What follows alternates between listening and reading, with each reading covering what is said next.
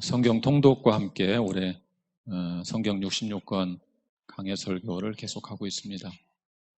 오늘부터 선지서, 구약의 소위 예언서라고도 하죠. 선지서를 다루게 될 예정입니다. 구약의 선지서가 총 몇 권이죠? 선지서가 총 몇 권이죠? 알지만 가만히 있는 거죠? 선지서가 보통 대선지서, 소선지서 구분하죠. 그것은 뭐 훌륭하다, 그렇지 않다 이런 차원이 아니고 그냥 이 선지 예언한 내용의 분량입니다. 분량. 그래서 대선지서는 4권이고 이사야, 예레미야, 에스겔, 다니엘 4권이고 나머지 소선지서가 12권입니다. 16권인데 예레미야, 애가가 있으니까 17권이 되겠죠. 그래서 앞으로 한 8주 정도에 걸쳐서 예언서를 다루게 되겠습니다. 오늘은 그 중에서 이사야서를 다루겠습니다. 자, 먼저 선지자와 선지서에 대한 서론을 좀 말씀을 드리겠습니다. 혹시 우리 교회를 방문하신 분이 계시면 주보가 꼭 있어야 됩니다. 주보에 설교 계율을 참고를 하셔야 되고, 지금 주보가 떨어졌나요? 뒤에? 주보가 다 떨어졌어요? 그러니까 모자라다는 것 같기도 하고, 혹시 남아있으면 좀 손을 드시면 갖다 주시면 좋겠고, 그렇지 않으면 우리 성도님들은 밴드에 있는 것을 보셔도 괜찮을 것 같습니다. 예. 주변 한번 보시고 필요하신 분은 손을 드시면 갖다 드리겠습니다. 자, 첫 번째 서론, 이스라엘 역사에서 선지자가 등장하게 된 배경을 좀 말씀을 드리겠습니다.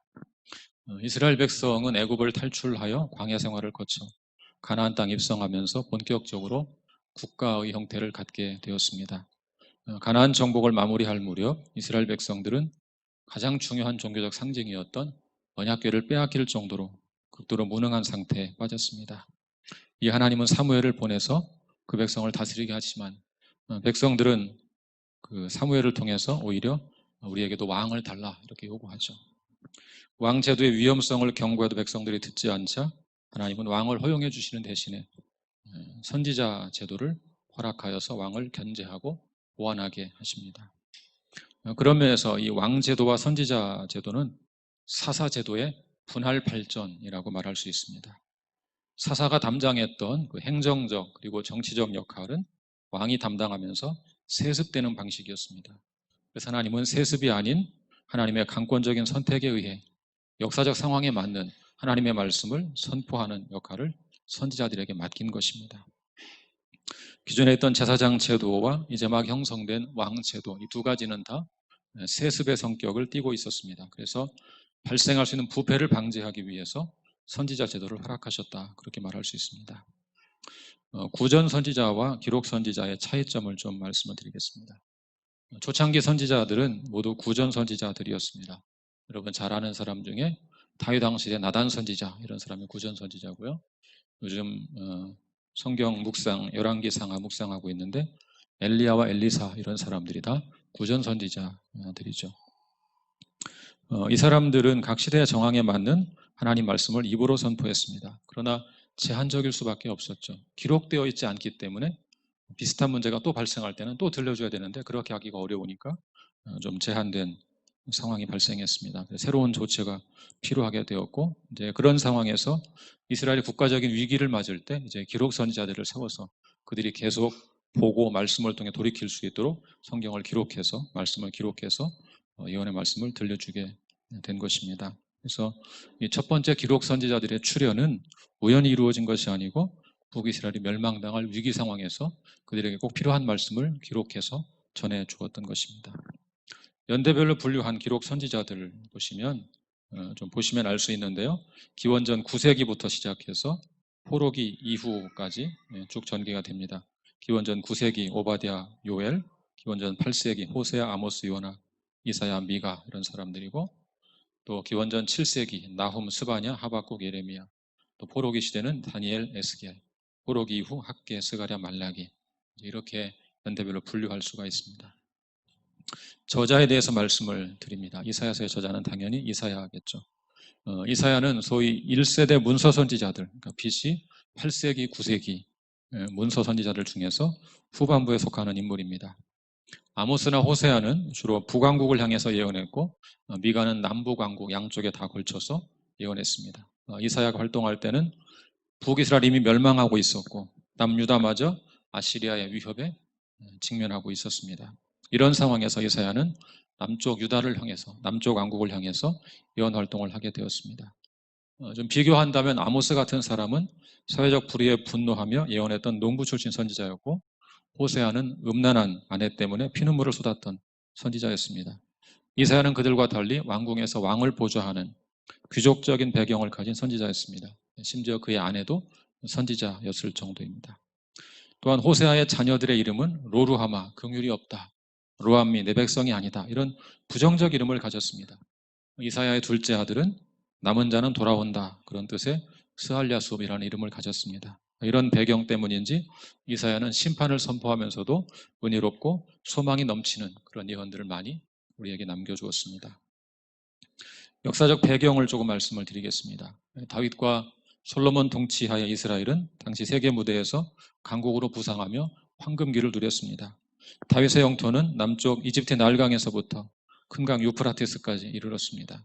그렇지만 다윗과 솔로몬이 사망한 다음에 이스라엘은 급속도로 약화되었습니다. 여로보암 2세 때 북이스라엘이 잠시 광대한 영토를 회복하기도 했지만 곧 쇠약해지고 말았습니다. 이때가 BC 한 8세기 중반인데 아시리아라는 신흥 국가가 세계 무대에 새롭게 등장하게 됩니다. 아시리아는 순식간에 강력한 국가로 부상했으며 이스라엘을 비롯한 주변 나라들을 정복하기 시작했습니다. 유다도 아시리아 위협 앞에서 풍전등화의 운명을 맞고 있었습니다. 바로 그런 절체절명의 순간에 이사야는 선지자로 부르심을 받았습니다.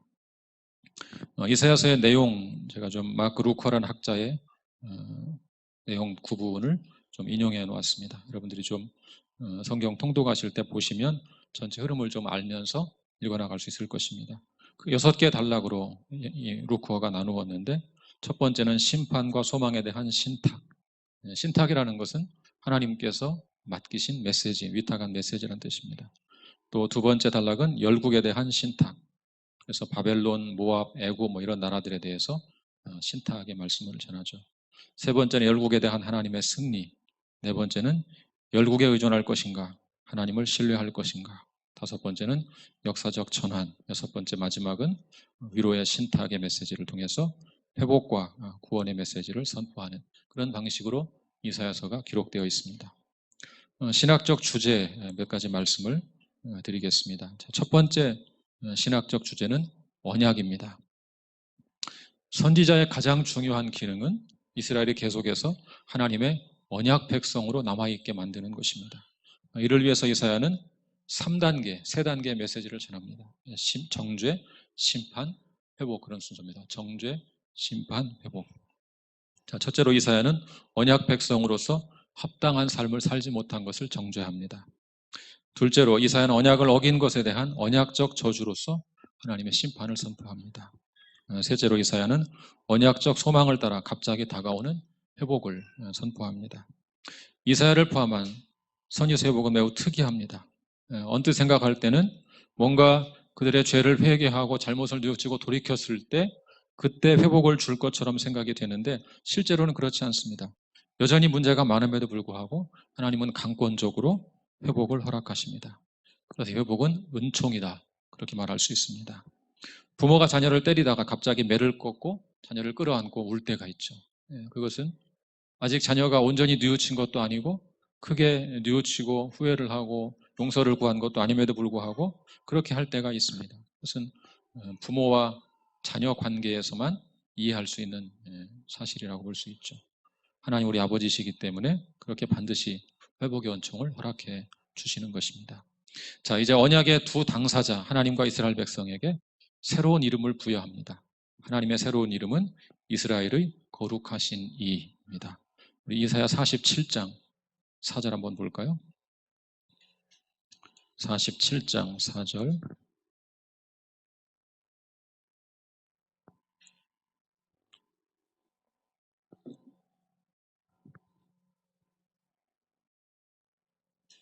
(47장 4절) 같이 읽겠습니다. 시작. 우리의 구원자는 그의 이름이 만군의 여호와 이스라엘의 거룩한 이시니라. 이스라엘을 거룩하신 이, 이렇게 말하죠. 여러분, 거룩이라는 것이 구약 성경에서 구별되었다 그런 뜻입니다. 구별되었다. 그래서 언약 관계로 이해한다면 지금 이스라엘의 거룩하시니 그 말은 하나님은 피조물과는 구별된 창조주이시다 그 말입니다. 구별된 창조주이시다.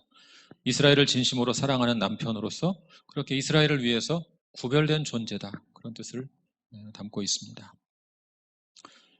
이스라엘의 새로운 이름은 나의 종 너 이스라엘, 나의 택한 야곱, 나의 벗 아브라함의 자손입니다. 41장 8절 한번 같이 읽어보죠. 41장 8절.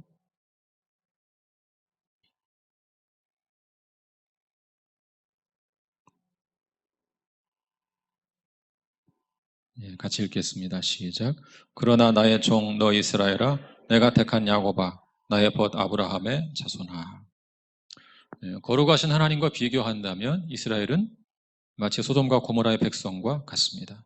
그렇지만 하나님은 그 백성을 현재 모습으로 보지 않고 심판의 풀무불을 통해서 회복된 자로 보는 것입니다. 현재의 부정적인 모습이 아니라 미래의 회복된 모습으로 보는 것이죠. 이사야서는 신약의 로마서처럼 그 백성들의 죄를 적나라하게 지적합니다. 얼마나 그 죄악상이 심한지 모릅니다. 그런데 하나님은 그런 자들을 향해서 나의 종, 너 이스라엘, 나의 택한 야곱, 나의 벗 아브라함의 자손 이렇게 부르는 것이죠. 여러분의 자녀들이 공부는 안 하고 엉뚱한 짓만 해도 사랑하는 아들, 사랑받는 딸, 하나님의 복받을 자녀 그렇게 축복하셔야 되는 것입니다. 왜? 그것이 사실이기 때문에 그렇습니다. 사실이기 때문에. 하나님께서 이스라엘 백성들을 향해서 나의 종, 너 이스라엘, 나의 택한 야곱, 나의 벗 아브라함의 자손 이것은 언약적 사실이기 때문에 그렇게 불렀던 것입니다. 자, 하나님과 그의 백성들 사이에 언약의 중재자가 바로 고난받는 여호와의 종이죠. 그래서 이사야가 고난받는 종에 대한 메시지를 담고 있는 것입니다. 이 고난받는 종은 자신의 고난으로 이스라엘을 정화합니다. 그래서 마침내 이스라엘의 거룩하신 이가 소돔과 고모라 같은 이스라엘을 나의 종, 너 이스라엘, 나의 택한 야곱, 나의 벗 아브라함의 자손 이렇게 부를 수 있도록 만들 것입니다. 자, 그렇다면 이 고난받는 종은 과연 누구일까요? 이사야 53장 한번 볼까요? 이사야 53장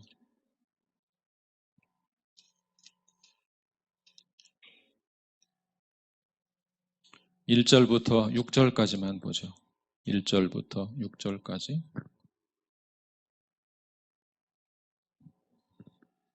같이 읽겠습니다. 시작. 우리가 전한 것을 누가 믿었느냐? 여호와의 팔이 누구에게 나타났느냐? 그는 주 앞에서 자라나기를 연한 순 같고 마른 땅에서 나온 뿌리 같아서 고운 모양도 없고 풍채도 없은즉 우리가 보기에 흠모할 만한 아름다운 것이 없도다. 그는 멸시를 받아 사람들에게 버림받았으며 간고를 많이 겪었으며 질고를 아는 자라. 마치 사람들이 그에게서 얼굴을 가리는 것 같이 멸시를 당하였고 우리도 그를 귀히 여기지 아니하였도다. 그는 실로 우리의 질고를 치고 우리의 슬픔을 당하였거늘 우리는 생각하기를 그는 징벌을 받아 하나님께 맞으며 고난을 당한다 하였노라. 그가 찔림은 우리의 허물 때문이요 그가 상함은 우리의 죄악 때문이라. 그가 징계를 받음으로 우리는 평화를 누리고 그가 채찍에 맞음으로 우리는 나음을 받았도다. 우리는 다 양 같아서 그릇 행하여 각기 제 길로 갔거늘 여호와께서는 우리 모두의 죄악을 그에게 담당시키셨도다. 자, 이분이 바로 누구십니까? 우리 구주 예수 그리스도이시죠. 여러분 주보에 보시면 누가복음 4장 18, 19절 말씀 인용되어 있습니다. 한번 같이 읽어보죠. 누가복음 4장 18, 19절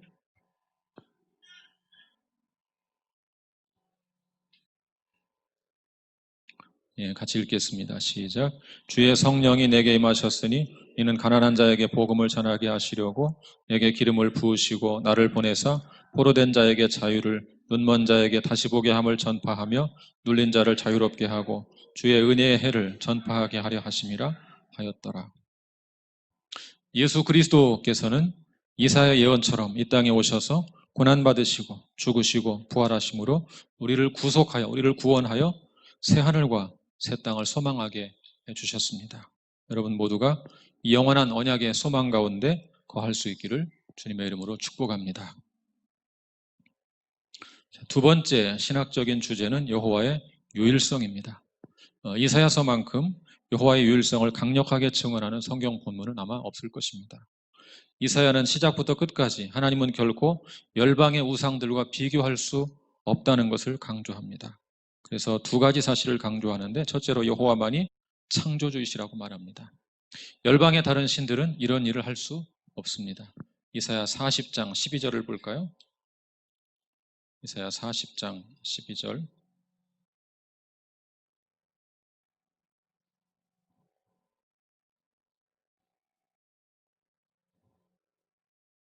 이사야 40장 12절. 예, 시작.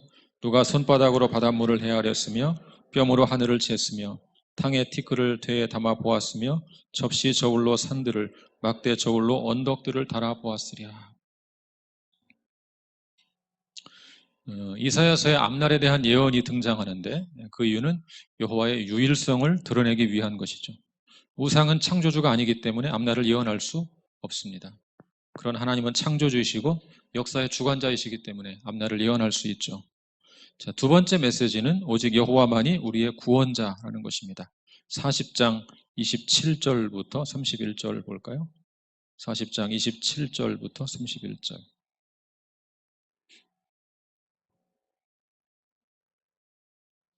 시작.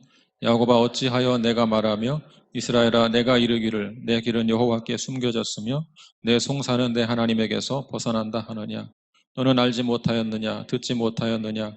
영원하신 하나님 여호와 땅끝까지 창조하신 이는 피곤하지 않으시며 곤비하지 않으시며 명철이 한이 없으시며 피곤한 자에게는 능력을 주시며 무능한 자에게는 힘을 더하시나니 소년이라도 피곤하며 곤비하며 장정이라도 넘어지며 쓰러지되 오직 여호와를 앙망하는 자는 새 힘을 얻으리니 독수리가 날개치며 올라감 같을 것이요 다른 박질하여도 곤비하지 아니하겠고 걸어가도 피곤하지 아니하리로다. 이 말씀은 여호와만이 우리의 구원자임을 강조하고 있습니다. 세상의 어떤 신도 우리를 구원할 능력이 없습니다. 오직 우리의 창조주이신 여호와만이 우리를 구원할 능력이 있습니다. 그러므로 그렇기 때문에 그분을 앙망하는 자는 새 힘을 얻을 것입니다. 세 번째 주제는 이스라엘과 열방의 관계에 대한 것입니다. 이사야서는 이스라엘 백성들이 열방과 어떤 관계를 맺어야 하는가 하는 것을 명확하게 보여줍니다. 이스라엘은 열방을 향한 책임을 가지고 있습니다. 우리 앞쪽으로 가서 2장 2, 3절을 보겠습니다. 이사야 2장 2, 3절.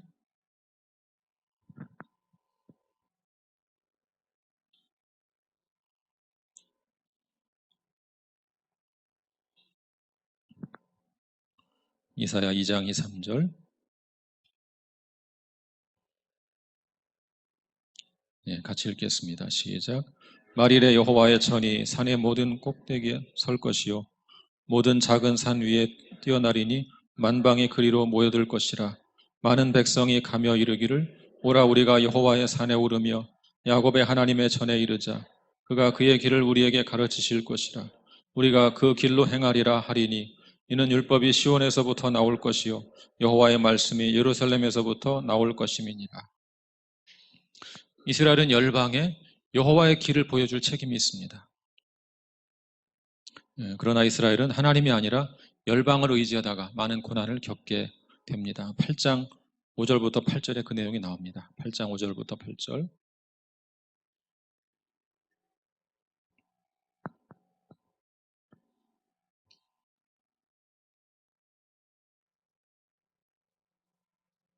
8장 5절부터 8절 시작. 여호와께서 다시 내게 말씀하여 이르시되 이 백성이 천천히 흐르는 실로아 물을 버리고 르신과 르말리아의 아들을 기뻐하느니라. 그러므로 주 내가 흉용하고 창이란 큰 하수 곧 아수르 왕과 그의 모든 위력으로 그들을 뒤덮을 것이라. 그 모든 골짜기에 차고 모든 언덕에 넘쳐 흘러 유다에 들어와서 가득하여 목에까지 미치리라. 임마누엘이여 그가 펴는 날개가 내 땅에 가득하리라 하셨느니라. 실로아 물을 버리고 르신과 르말레 아들을 기뻐한다. 그 말은 이스라엘이 하나님 대신에 열방을 의지하는 것을 비유적으로 표현한 것입니다. 자, 이스라엘은 열방을 의지합니다. 그러다가 결국 그 열방에게 멸망을 당하고 맙니다. 그러나 이스라엘은 하나님을 결국은 온전히 의지하게 될 것이라고 이사야는 예언합니다. 60장 9절을 보겠습니다. 60장 9절.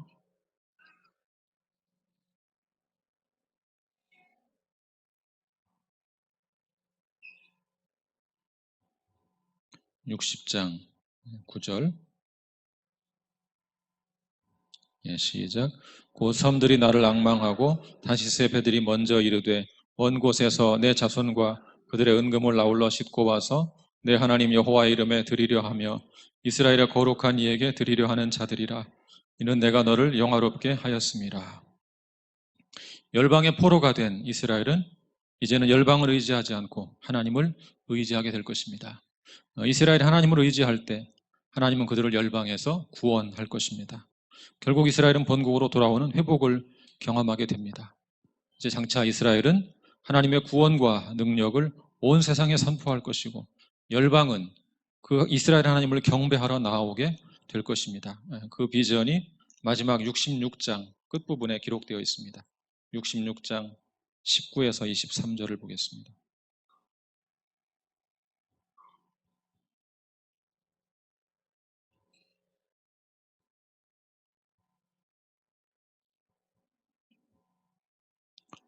66장 19에서 23절 시작. 내가 그들 가운데에서 징조를 세워서 그들 가운데에서 도피한 자를 여러 나라 곧 다시스와 뿔과 활을 당기는 룻과 및 두발과 야완과 또 나의 명성을 듣지도 못하고 나의 영광을 보지도 못한 먼 섬들로 보내리니 그들이 나의 영광을 문나라에 전파하리라. 나 여호와가 말하노라. 이스라엘 자손이 예물을 깨끗한 그릇에 담아 여호와의 집에 드림같이 그들이 너희 모든 형제를 문나라에서 나의 성산 예루살렘으로 말과 수레와 교자와 노새와 낙타에 태워다가 여호와께 예물로 드릴 것이요 나는 그 가운데서 택하여 제사장과 레위인을 삼으리라. 여호와의 말이니라. 내가 지을 새 하늘과 새 땅이 내 앞에 항상 있는 것 같이 너희 자손과 너희 이름이 항상 있으리라. 여호와의 말이니라. 여호와가 말하노라. 만일 초하루와 매 안식일에 모든 혈육이 내 앞에 나와 예배하리라. 하나님은 결국 이스라엘을, 하나님의 백성들을 열방의 빛으로 삼을 것입니다. 이스라엘 사람들이 선민의식을 잘못되게 이해한 것 이 부분입니다. 하나님 그들을 선택하신 목적은 그들을 선택한 것으로 끝이 아니고 그들을 통해서 열방의 빛으로 삼아 열방을 주께로 부르려고 했던 것입니다. 여러분, 하나님께서 왜 우리를 구원하셨습니까? 왜 나를 구원하셨습니까? 나 한 사람을 구원하는 것으로 끝입니까? 그것이 궁극적인 목적입니까? 그렇지 않습니다. 하나님의 궁극적인 목적을 우리를 믿지 않는 사람들에게 빛으로 삼아서 그들을 주님 앞으로 인도해 오는 것입니다. 그 목적을 위해서 우리는 선택받은 것입니다. 네 번째 신학적 주제는 의라는 단어입니다. 의. 히브리어로 ጼ데크라고 하는데요. 이사야서 61회나 나올 정도로 집중적으로 많이 등장합니다. 하나님은 이스라엘이 의롭게 살기를 원하셨습니다. 그러나 그 백성들은 하나님의 기대를 저버렸습니다. 그래서 이제 심판이 그 위에 임할 것입니다. 그 심판은 그 백성을 공의로 구속하기 위한, 공의로 구원하기 위한 징계라는 관점이 이사야서의 관점입니다. 이 징계는 심판을 해서라도 그 백성을 바르게 세우기 위한 하나님의 열심을 우리에게 보여주는 것입니다. 여기서 말하는 의는 삶에서 구체적으로 드러나는, 일상생활에서 구체적으로 드러나는 의를 가리킵니다. 우리 33장을 볼까요? 33장 14에서 16절.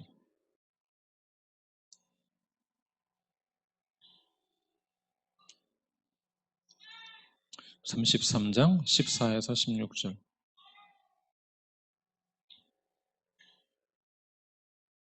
어떤 의를 말하는지 같이 읽겠습니다. 14에서 16절 시작.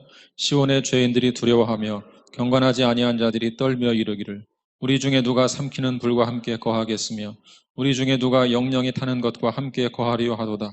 오직 공의롭게 행하는 자, 정직히 말하는 자, 토색한 재물을 가증히 여기는 자, 손을 흔들어 뇌물을 받지 아니하는 자, 귀를 막아 피 흘리려는 꾀를 듣지 아니하는 자, 눈을 감아 악을 보지 아니하는 자, 그는 높은 곳에 거하리니 견고한 바위가 그의 요새가 되며 그의 양식은 공급되고 그의 물은 끊어지지 아니하리라. 이스라엘 백성들은 실제로 이 기준에 부합하지 못했죠. 그래서 마음속에 의문이 생겼습니다. 이런 의문이 생겼습니다. 우리가 의로운 백성이 되지 못하여 하나님의 징계가 임했다면 이제 앞으로 우리에게 과연 희망이 있는 것인가? 이런 의문이 생겼습니다. 희망이 있는 것인가? 이 질문에 답하는 것이 이사야 40장부터 55장입니다. 이 단락에서 강조하는 것은 백성들의 의가 아니라 하나님의 의입니다. 자, 그러면 하나님의 의란 무엇입니까? 하나님의 의란 그 백성을 향한 하나님의 신실하심입니다. 하나님의 신실하심. 이스라엘은 죄로 인하여 심판받고 포로가 되었습니다. 그렇다면 이방 나라에서 완전히 회개하고 변화되었습니까? 그러면 좋겠지만 실제로 그러지 못했습니다. 그들은 여전히 하나님의 공의의 기준에 부합하지 못했습니다. 그래서 하나님은 그들에게 하나님의 자비를 베푸십니다. 우리가 온전히 의롭지 못함에도 불구하고 하나님은 측량할 수 없는 당신의 자비를 자기 백성에게 베풀어 주십니다. 그것이 바로 이사야 후반부가 강조하는 하나님의 의입니다. 우리의 부족함을 인정하고 겸손히 죄를 고백하며 하나님의 도우심을 구하는 자는 하나님의 의로우신 행동, 곧 하나님의 신실하심을 통하여 그분의 자비로 구원받게 될 것입니다. 다섯 번째 신학적인 주제는 심판과 소망의 상호 교차입니다. 이사야서에는 심판과 소망이 지속적으로 함께 등장합니다. 거기 주보를 보시면 1장의 심판, 2장 전반부의 소망, 후반부 4장까지 심판, 또 4장의 소망, 또 5장의 심판, 7장의 39장은 심판, 마지막 소망, 이런 식으로 계속 심판과 소망이 상호 교차하면서 등장합니다. 무슨 의미겠습니까? 이스라엘 백성들이 원했던 것은 심판 없는 구원이었습니다. 심판 없는 구원. 그들은 그냥 심판 아니면 구원 한 가지만 생각했습니다. 이 둘의 조화를 생각하지 못했습니다. 그러나 하나님의 생각은 다르죠. 하나님께서 보실 때 이 백성은 회개할 가능성이 사실상 없었습니다. 하나님의 회복은 심판을 통한 회복입니다. 그냥 회개하지 않으니까 심판을 통해서 회복을 시키고자 했던 것입니다. 그런 신뢰를 보여주는 것이 바로 이사야서입니다. 오늘 처음 읽었던 본문 6장 기억하시나요? 이사야의 부정한 입술이 숯불로 정결케 된 후에 비로소 이사야가 말씀을 증거합니다. 이사야의 그런 모습은 이스라엘 백성 전체의 모습을 상징적으로 보여주는 것이죠. 이스라엘 백성들도 이사야가 숯불로 정결케 된 것처럼 심판을 통한 정화를 받아야만 비로소 하나님의 종으로서 구원을 경험하고 그렇게 사역할 수 있다 하는 것을 이사야를 통해서 보여주고 있는 것입니다. 그래서 심판과 소망이 상호 교차하면서 그들에게 소망의 메시지를 주는 것입니다. 여섯 번째 신학적인 주제는 남은 자 사상입니다. 6장 13절 볼까요? 오늘 처음 읽었던 본문 중에 마지막 구절, 굉장히 중요한 말씀입니다. 6장 13절.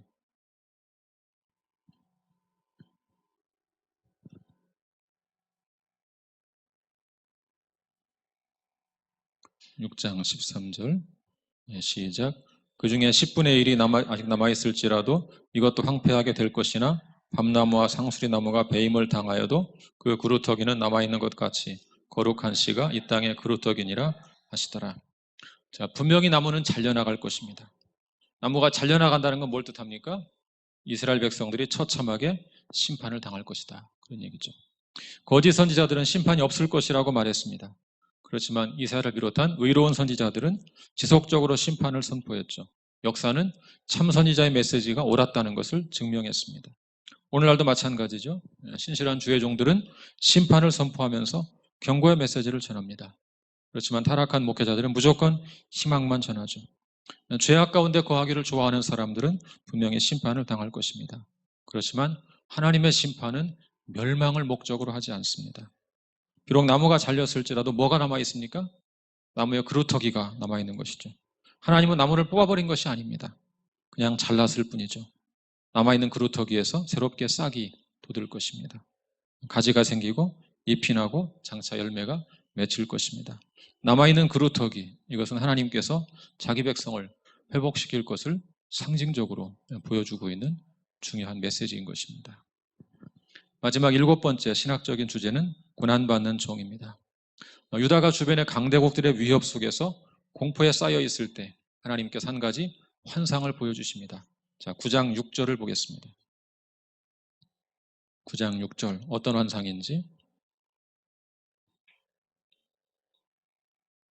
같이 읽을까요? 시작. 이는 한 아기가 우리에게 낳고 한 아들을 우리에게 주신 바 되었는데 그의 어깨에는 정사를 메었고 그의 이름은 기묘자라 모사라 전능하신 하나님이라 영존하시는 아버지라 평강의 왕이라 할 것임이라. 자, 그 환상이 뭐냐면 적들을 무자비하게 진압할 수 있는 강력한 왕이 아니고 그걸 기대했는데 그것이 아니고 한 아기에 대한 환상입니다. 한 아기. 그런데 이 아기가 특별한 아기죠. 이 아기는 의로우신 아기 왕입니다. 이것이 바로 이사야가 강조하는 종되신 왕입니다. 이분은 종 대신 왕이며 동시에 왕이신 종이기도 합니다. 그렇다면 여호와의 종은 어떻게 열방에게 공의와 구원을 줄 수 있단 말입니까? 여호와의 종이 열방에게 공의와 구원을 줄 것이라는 점은 알고 있죠. 문제는 어떻게 주실 것인가 하는 점이죠. 그 답 이사야 53장에 나오죠. 다시 한번 볼까요? 이사야 53장. 고난받는 종에 관한 예언.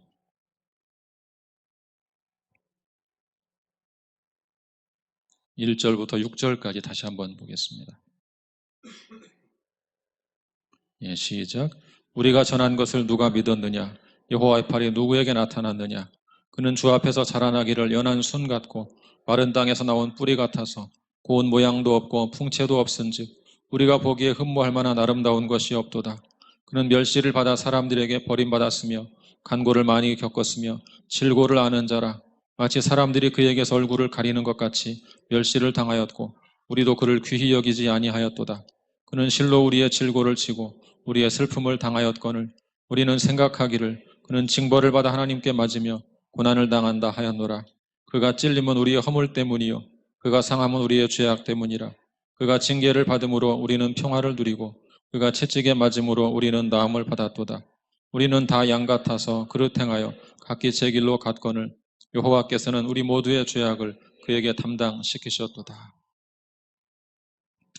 이사야 53장에 나오는 것처럼 그는 자신의 모든 특권을 버리고 친히 고난받는 종이 될 것입니다.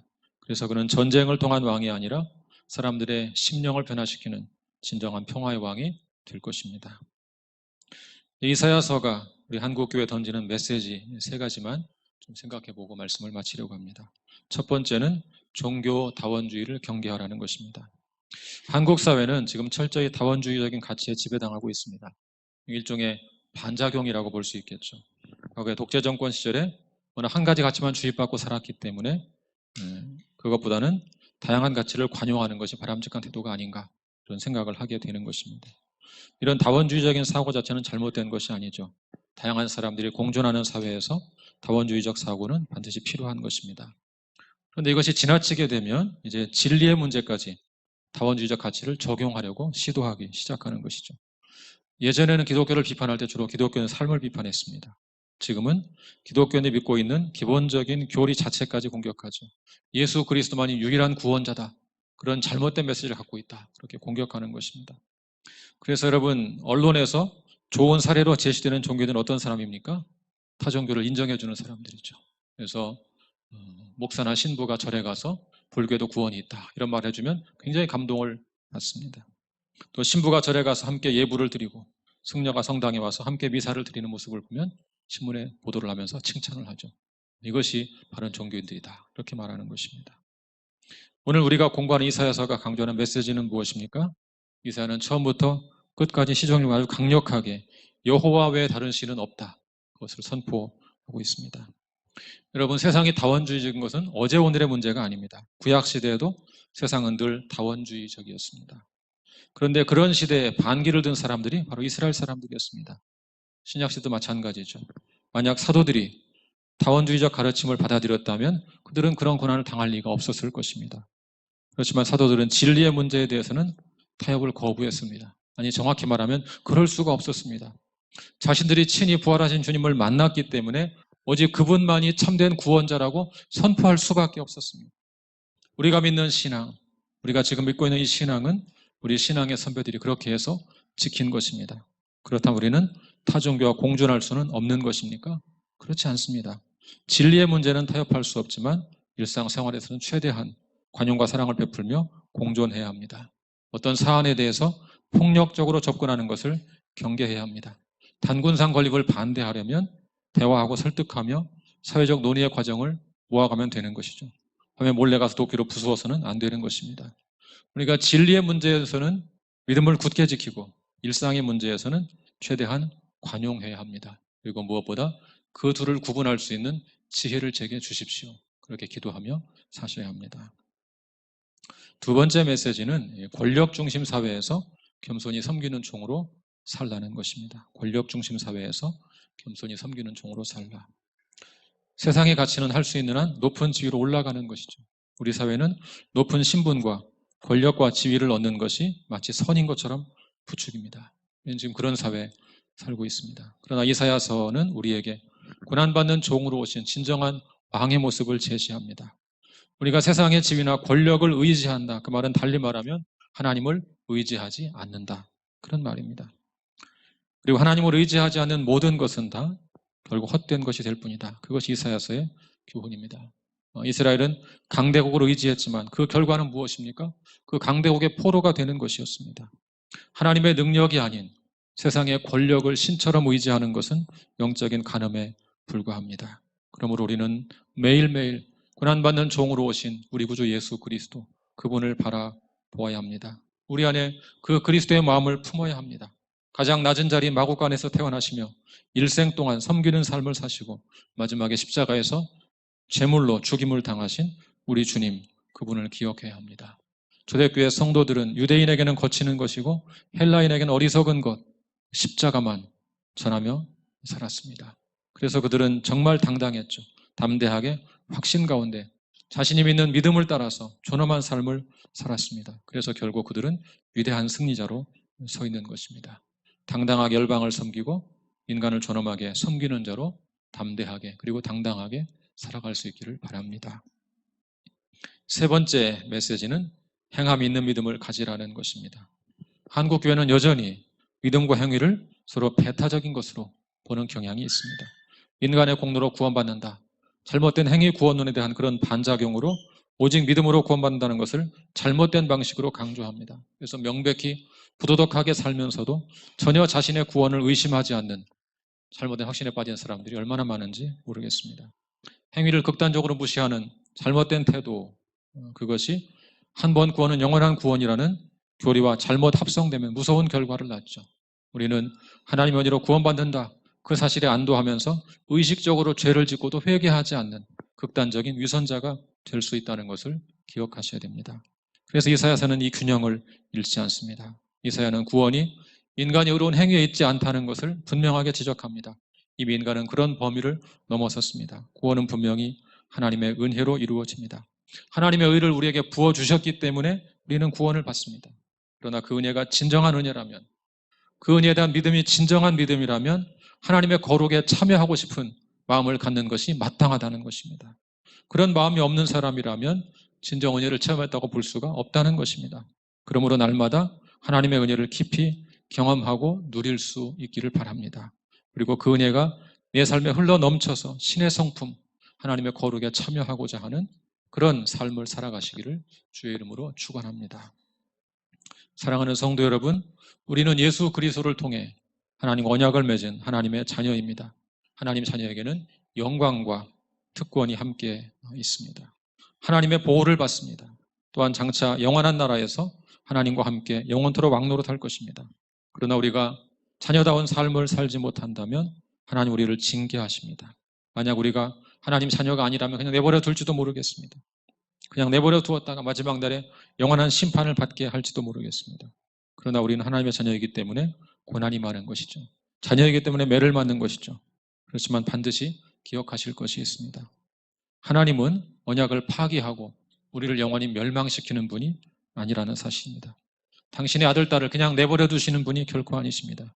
왜냐하면 우리는 예수 그리스도를 통하여 하나님 언약을 맺은 하나님의 자녀, 하나님의 백성이기 때문입니다. 그러므로 끝까지 인내하며 믿음을 지키는 자는 마지막 날에 영광의 면류관을 받게 될 것입니다. 그런 분명한 믿음을 가지고 말씀에 순종하고 삶으로 이 언약을 지키며 끝까지 믿음으로 승리하는 우리 모두가 될 수 있기를 주님의 이름으로 축복합니다. 같이 기도하겠습니다.